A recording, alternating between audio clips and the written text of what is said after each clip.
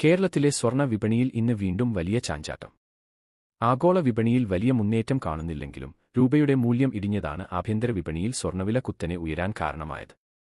വെള്ളിയാഴ്ച മാത്രം 2 തവണയായി സ്വർണ്ണവിലയിൽ 760 രൂപയുടെ വർധന രേഖപ്പെടുത്തിയിരുന്നു. അതിന് പിന്നാലെ ശനിയാഴ്ച രാവിലെ തന്നെ ഒരു പവൻ സ്വർണ്ണത്തിന് 1840 രൂപ കൂടി ഉയർന്നത് വിപണിയെ ഞെട്ടിച്ചിരിക്കുകയാണ്.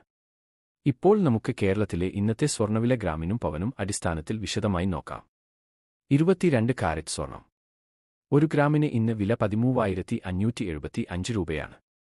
ഇന്നലെ ഇത് 13,345 രൂപ ആയിരുന്നു.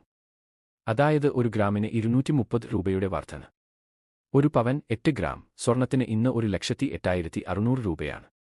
ഇന്നലെ 1,06,760 രൂപ ആയിരുന്നു. ഒരു ദിവസത്തിനുള്ളിൽ 1,840 രൂപയുടെ വലിയ ഉയർച്ച. 24 കാരറ്റ് സ്വർണം.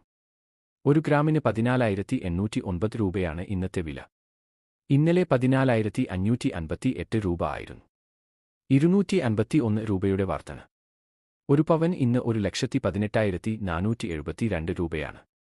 ഇന്നലെ 1,16,464 രൂപ ആയിരുന്നു. 2008 രൂപയുടെ ശക്തമായ വർധന. 18 കാരറ്റ് സ്വർണം. 1 ഗ്രാമിന് 11,107 രൂപയാണ് ഇന്നത്തെ വില. ഇന്നലെ 10,919 രൂപ ആയിരുന്നു. 188 രൂപയുടെ വർധന. 1 പവൻ 88,856 രൂപയായി ഉയർന്നു. ഇന്നലെ 87,352 രൂപ ആയിരുന്നു. 1,504 രൂപയുടെ വർധന രേഖപ്പെടുത്തി. ഇപ്പോൾ വെള്ളി വില നോക്കാം. 1 ഗ്രാമിന് 250 രൂപയാണ് ഇന്ന്.